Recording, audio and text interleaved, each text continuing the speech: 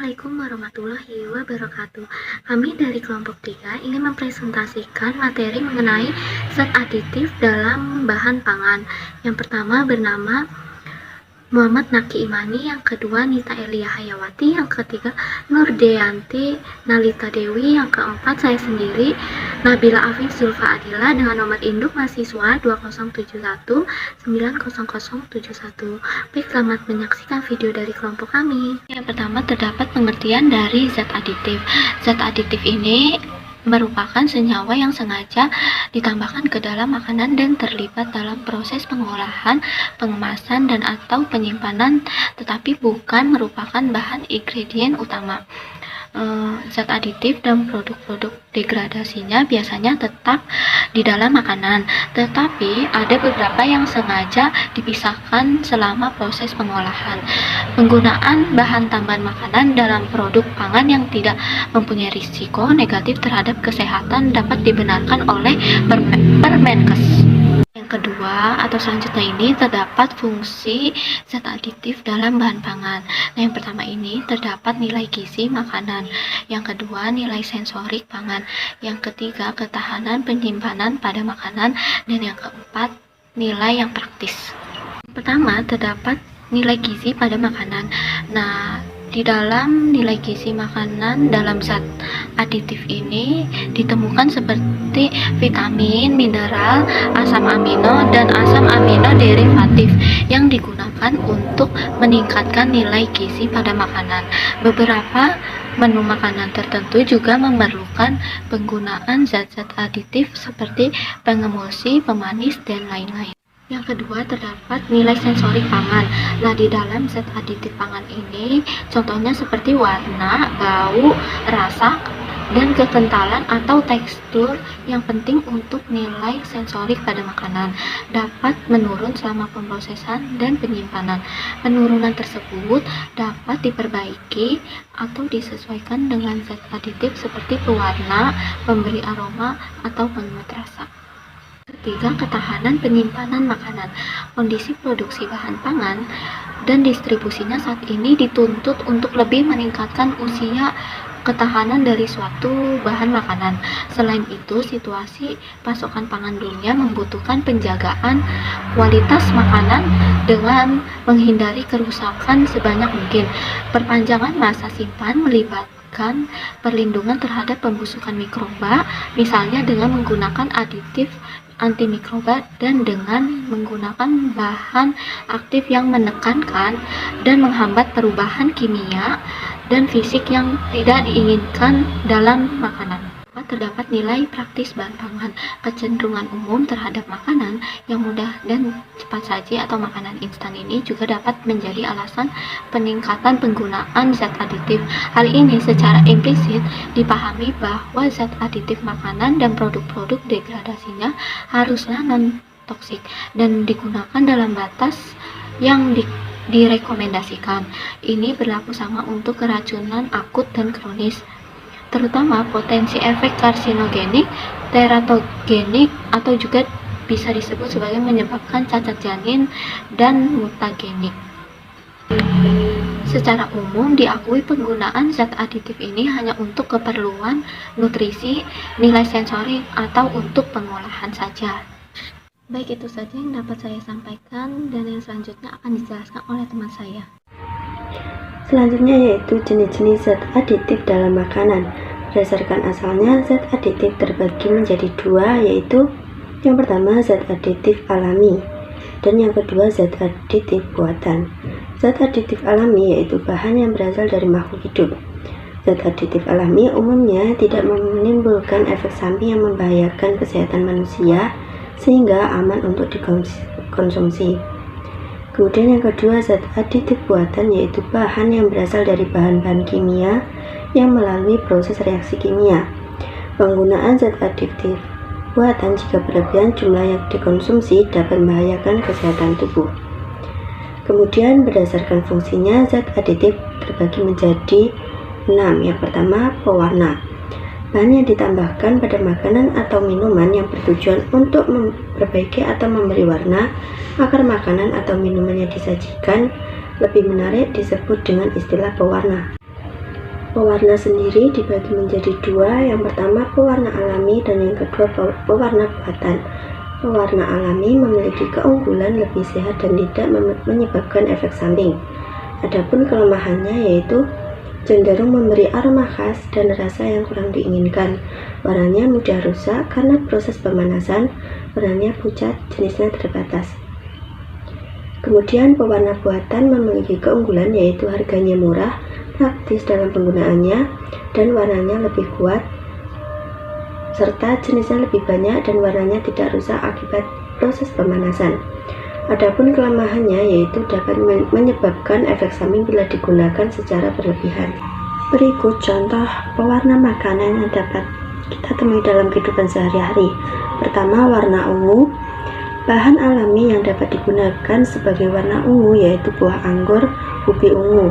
Sedangkan pewarna dari bahan buatan yaitu violet GB 42640. Kemudian warna kuning berasal dari bahan alami yaitu kunyit, sedangkan buatan tartrazin. Kemudian warna orange berasal dari bahan alami yaitu wortel. Kemudian bahan buatan sunset yellow FCF. Kemudian warna hijau berasal dari bahan alami yaitu daun suji, daun pandan. Kemudian buatan fast green atau fast green FCF. Selanjutnya warna merah berasal dari bahan alami yaitu buah naga, stroberi, sedangkan buatan Alura red FCF. Kemudian warna coklat dapat berasal dari bahan alami yaitu kakao, sedangkan buatan coklat brown FB. Kemudian jenis zat aditif yang kedua yaitu pemanis. Pemanis merupakan bahan yang ditambahkan pada makanan dan minuman yang bertujuan untuk menambahkan rasa manis pada makanan atau minuman. Adapun pemanis alami berasal dari gula pasir atau sukrosa, gula kelapa, gula aren, gula lontar, dan gula bit. Sedangkan pemanis buatan berasal dari siklamat, aspartam, kalium asesulfat, sulfam, dan sakarin. Kemudian yang ketiga yaitu pengawet. Pengawet merupakan bahan yang ditambahkan pada makanan atau minuman yang bertujuan untuk menghambat kerusakan makanan atau minuman. Pengawet alami berasal dari garam, gula, dan juga. Sedangkan pengawet buatan dapat berasal dari pengawet dari bahan buatan, contohnya asam sorbat, asam benzoat, sulfit, sulfur, nitrit, nitrat, dan lisin. Kemudian selanjutnya yang keempat merupakan penyedap rasa, yaitu bahan yang ditambahkan pada makanan yang bertujuan untuk menambah rasa dalam masakan. Adapun bahan alami yang bisa digunakan sebagai penyedap rasa yaitu garam, gula, bawang, kemiri, cengkeh, dan rempah-rempah lainnya. Sedangkan penyedap rasa sintetis yaitu monosodium glutamat atau MSG, atau bisa dikenal dengan vetsin atau micin atau sasa. Kemudian zat aditif yang kelima yaitu pemberi aroma rasa. Bahan yang ditambahkan dalam makanan atau minuman yang menambahkan aroma khas yaitu disebut dengan perasa. Biasanya pemberi aroma rasa digunakan dalam pembuatan sirup atau kue yang dapat menyerupai rasa asli dari buah. Kemudian bahan tersebut diantaranya amil asetat sebagai perasa pisang, aktil asetat sebagai perasa apel, metil salisilat sebagai pengharum minyak ganda pura, dan etil butirat untuk perasa nanas. Kemudian zat anti gempal dan pengental. Bahan tambahan anti gempal digunakan dengan tujuan agar bahan makanan tidak menggempal, khususnya makanan yang berbentuk tepung atau bubuk, misalnya tepung terigu, maizena, kanji, susu bubuk, dan gula halus. Sedangkan bahan yang digunakan yang berbentuk sintetis yaitu aluminium silikat, kalsium silikat, magnesium silikat, dan magnesium oksida. Selanjutnya pengental biasa digunakan untuk mengentalkan makanan sehingga terbentuk makanan dengan kekentalan tertentu, misalnya dalam pembuatan sup dan capcay. Maka bahan pengental yang ditambahkan pada kuah bertujuan agar kental. Bahan alami yang digunakan dalam pengental ini yaitu gelatin, gum, tepung, agar-agar, dan alginat. Selanjutnya, keunggulan dan kekurangan zat aditif buatan dalam bahan pangan. Keunggulannya yaitu lebih murah, mudah dicari, memerlukan bahan yang relatif sedikit, bermacam-macam jenisnya, sedangkan kekurangannya dapat menyebabkan keracunan, kerusakan syaraf ginjal hati, cacat kelahiran, gangguan gastroenteritis, kejang-kejang, anomalia kaki, kelainan pertumbuhan, kemandulan, bahkan dapat menyebabkan kematian jika dikonsumsi secara berlebihan. Selanjutnya yaitu bahaya zat aditif. Bahaya zat aditif dari penggunaan zat aditif yaitu terdapat beberapa jenis zat aditif yang berbahaya bagi kesehatan tubuh manusia. Yang pertama yaitu pewarna. Sebenarnya penggunaan pewarna pada makanan tidak terlalu berpengaruh bagi kesehatan tubuh manusia, asalkan pewarna tersebut adalah jenis pewarna untuk makanan dan telah mendapatkan izin dari BPOM dan Departemen Kesehatan. Akan tetapi, akhir-akhir ini banyak produsen makanan yang menggunakan pewarna tekstil ataupun benda untuk membuat produk mereka terlihat menarik.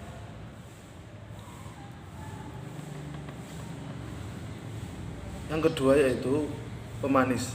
Adanya pemanis buatan sebenarnya sangat membantu untuk orang yang menderita penyakit diabetes, karena pemanis buatan tidak terlalu banyak mengandung gliserol atau gula darah.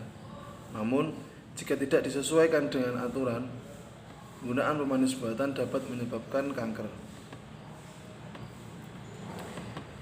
Yang ketiga yaitu pengawet. Belakangan ini publik diramaikan oleh berita mengenai penggunaan formalin atau pengawet mayat pada mie basah, yang mana pengawet yang bukan merupakan pengawet khusus untuk makanan tentu memiliki efek samping dengan cukup besar terhadap kesehatan. Yang keempat yaitu penyedap rasa dan aroma. Penyedap rasa yang paling sering digunakan oleh masyarakat pada umumnya adalah mononatrium dan monosodium glutamate atau vetsin. Namun, jika penyedap ini pula lah yang memiliki dampak yang cukup serius bagi kesehatan tubuh, yaitu kelainan hati, trauma, hipertensi, stres, demam tinggi, mempercepat proses penuaan, alergi kulit, mual, muntah, migrain, asma, ketidakmampuan belajar, dan depresi. Yang terakhir yaitu antioksidan. Penggunaan BHA dan BHT dapat menyebabkan kelainan kromosom pada orang yang alergi terhadap aspirin. Selain itu, penggunaan BHA juga dapat menyebabkan penyakit hati dan memicu kanker. Untuk poin yang selanjutnya adalah upaya mengurangi dampak negatif dari penggunaan zat aditif dalam makanan. Untuk mengurangi dan meminimalisir dampak negatif pada zat aditif dalam makanan dapat diupayakan dengan beberapa cara, antara lain yang pertama secara internal, yaitu mengurangi makanan siap saji, meningkatkan konsumsi sayur dan buah-buahan, mengonsumsi vitamin. Beberapa vitamin yang mengandung zat antioksigen diantaranya adalah vitamin A, C, dan E. Banyak terdapat dalam sayur dan buah-buahan.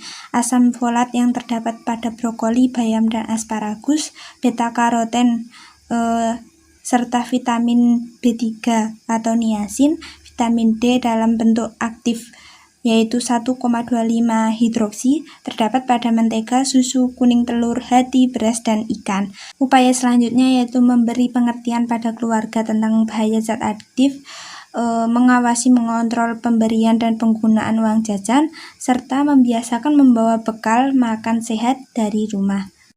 Untuk yang secara eksternal produsen yaitu diperlukan kesadaran dan tanggung jawab produsen terhadap penggunaan zat aditif pada bahan pangan yang diproduksikan, dan juga memberi informasi yang jelas komposisi makanan tersebut, termasuk menggunakan zat aditif apa yang ditambahkan.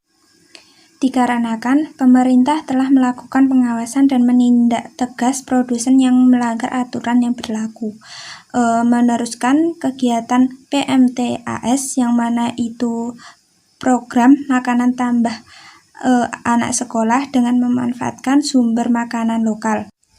Selain cara-cara tersebut yang sudah disebutkan di atas, upaya terbaik untuk mengurangi dampak negatif makanan cepat saji adalah dengan berupaya sebisa mungkin untuk menjauhinya. Karena meskipun terlihat menarik, namun suatu saat justru akan berbalik membuat kita sakit. Seperti pada uraian materi sebelumnya, bahwa makanan fast food dapat memicu terjadinya berbagai macam penyakit. Untuk meminimalisir dampak-dampak negatif fast food, sebaiknya mengonsumsi Samton Plus yang mampu mengobati berbagai macam penyakit yang mungkin timbul akibat dipicu oleh kebiasaan memakan makanan cepat saji. Sekian dari kelompok kami, kurang lebihnya mohon maaf. Wassalamualaikum warahmatullahi wabarakatuh.